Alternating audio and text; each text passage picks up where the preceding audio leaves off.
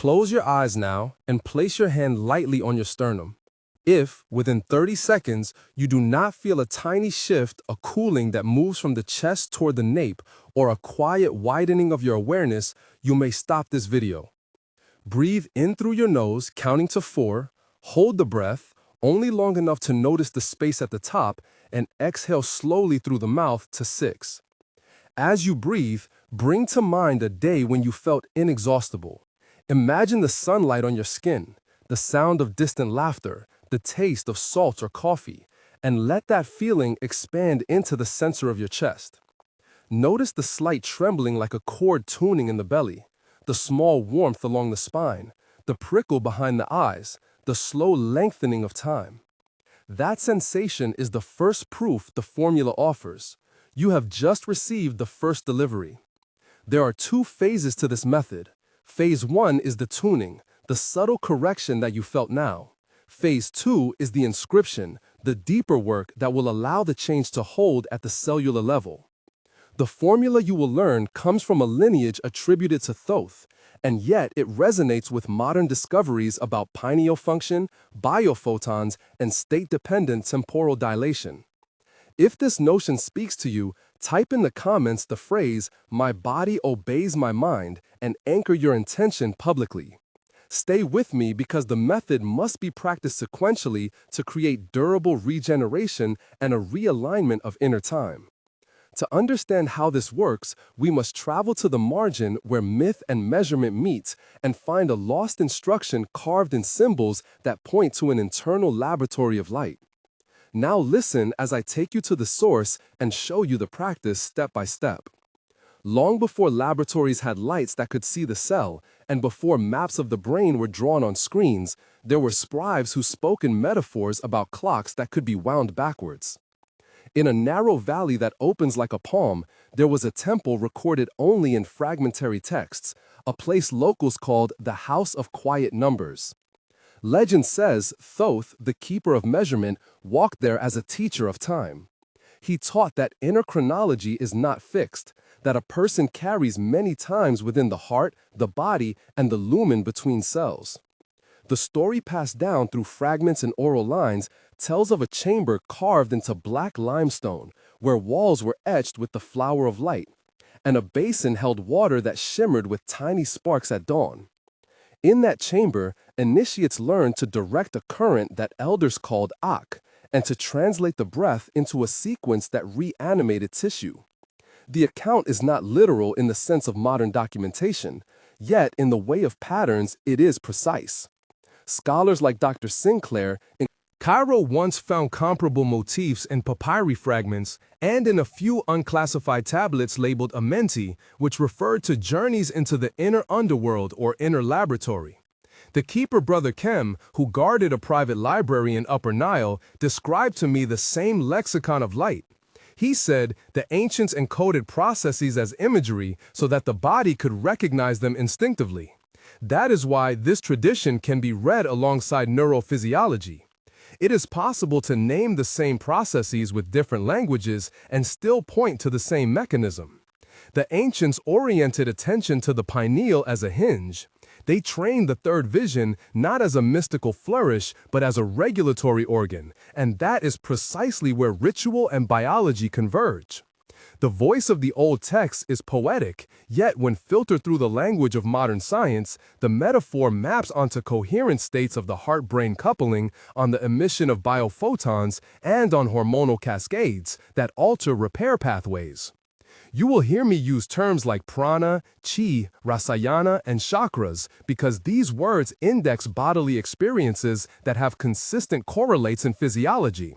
Yet we will always return to measurable phenomena so that practice is both reliable and repeatable. I will describe the sacred space as if you walk into it with me. Imagine a corridor warmed by residual heat from stone. The air tastes faintly mineral, like rain on clay. You step into a room where light is not bright, yet not dark, a glimmering like a liquid held in stillness. The floor underfoot is cool, smooth stone, and there is a low hum, felt more in the bones than heard. At the center, a mosaic shows the flower of life inlaid in silver. And on the walls, there are rings of color that remind you of chakras but are not identical to any modern chart. Smell the resin of an old incense, a hint of cedar and frankincense combined with the underlying iron note of river silt.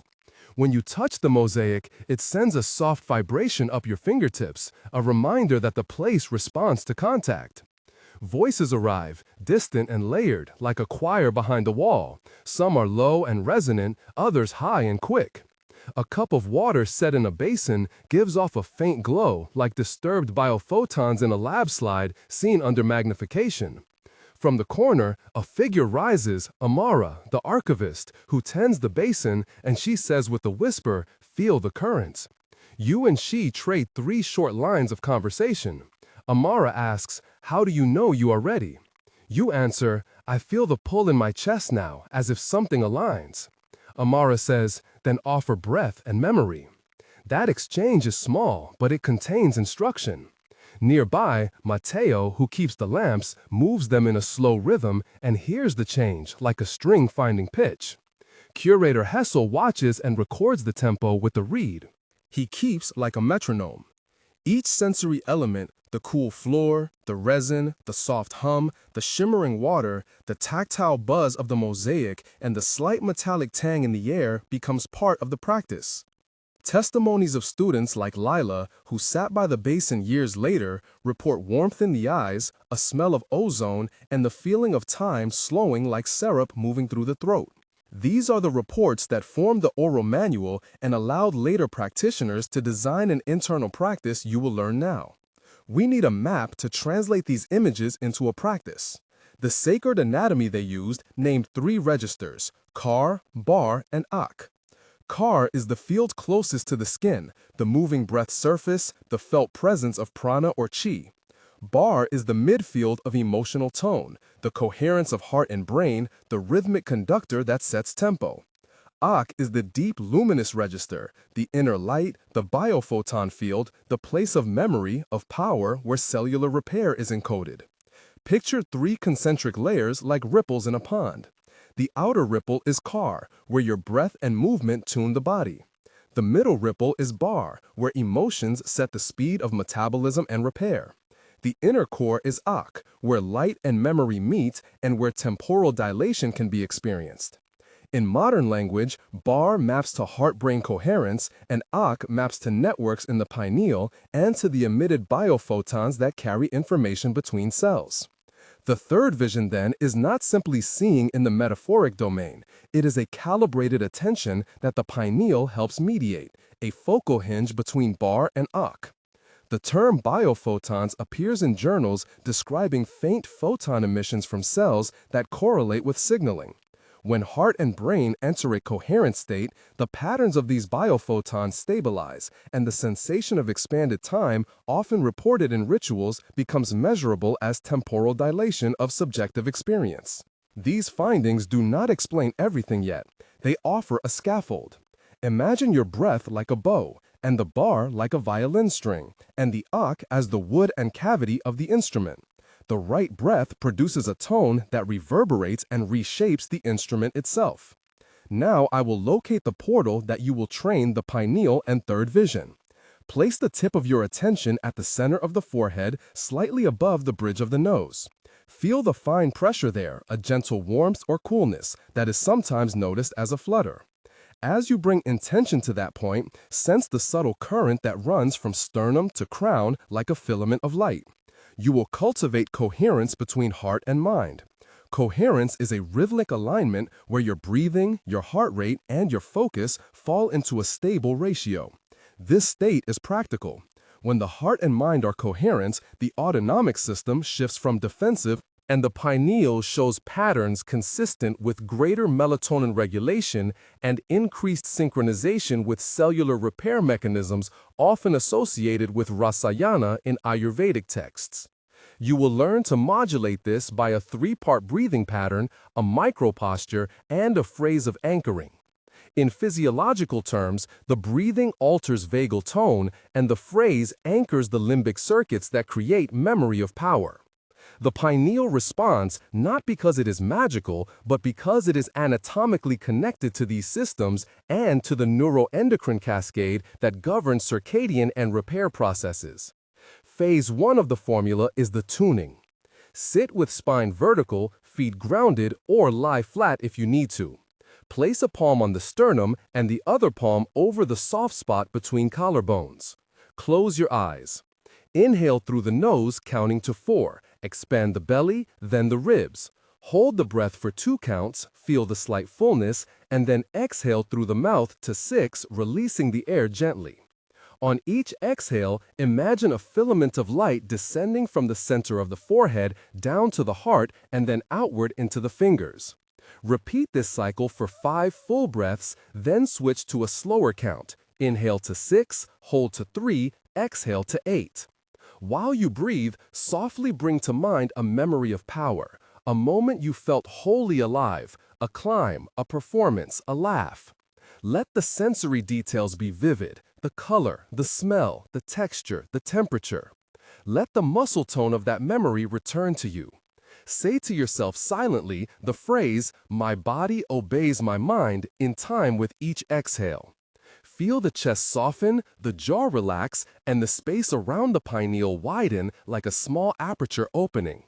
After 10 minutes of this gentle tuning, you will notice a stabilization, a small lengthening of present time, and a warmth behind the eyes. This is phase 1. Practice daily for 2 weeks to prime the system. Phase 2 is the memory of power, the deep inscription. This practice asks you to take the feeling created in phase 1 and replay it with sensory precision until cellular networks record it. Lie down comfortable with a pillow under the knees. Bring the breath into the posture learned. Close the eyes and call the memory of power not as a vague smile, but as a full scene. Hear the exact sounds, feel the exact textures, smell specific odors, see the light quality. Invite 3 people from your life into the scene. Name them and imagine them laughing or acknowledging you. For example, call to mind Nora, the teacher who once praised your focus, and feel her voice like a steady bell. Invite Javier, the neighbor who once steadied you in a crisis, to touch your shoulder and feel the pressure. Imagine Dr. Sinclair, a skeptical scientist, now nodding in validation, and hear the single line he might say, "This correlates." Speak aloud, "If it helps." Now, run the scene slowly, and with breath, every exhale, release the phrase, "My body obeys my mind." And with every inhale, imagine a soft current of Akka entering the tissue cell by cell, bathing each cell in a faint, cool light, like biophotons passing through a glass slide in a lab. Continue this replay for 25 to 45 minutes. The repetition activates protein pathways related to repair and alters gene expression via stress hormone modulation. It is important to be patient and gentle with yourself. The memory of power is not forced, it is invited. At roughly this point in your practice, I ask you to participate in our community experiment. If what you felt in the opening breath or later in phase 1 resonated, write in the comments, exactly, "My body obeys my mind." Do this now and notice how stating your experience aloud and in writing shifts your commitment. Your comment helps others and builds a field of shared intent. We read these comments and they guide future sessions and live practices. Joining the conversation is a small action that creates accountability and community. And that social reinforcement strengthens the bar field, the emotional coherence field, which is vital to the work. After you comment, I invite you to continue to phase 2 and to experiment with the sequence daily for at least 3 weeks before deciding on its efficacy. You will meet characters while you practice because each lineage carries teachers and skeptics. There was Lila, who came with chronic fatigue. She found a brief spark in phase 1 and returned with questions.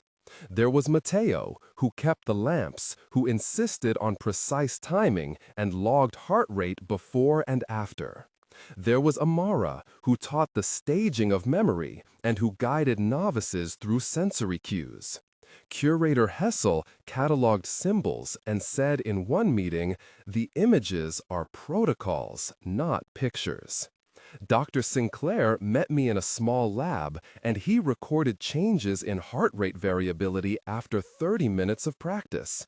Brother Kem, the elder, told a story of a young seeker who touched the basin and cried as if time softened, and then he named 8 steps he had taught his pupils. Nora and Javier are among your imagined supports. Each of these people performs a role: a scientist, a keeper, a friend, a skeptic, a witness. Their reactions are different. Amara nods gently, Mateo annotates in a book. Dr. Sinclair raises an eyebrow and then smiles broadly when he sees data. The presence of named allies anchors you and gives plural perspectives that keep the practice realistic and robust. There are moments when this work becomes tense, contested, and urgent. The first moment occurs when a practitioner reaches for deep memory and finds instead an old wound.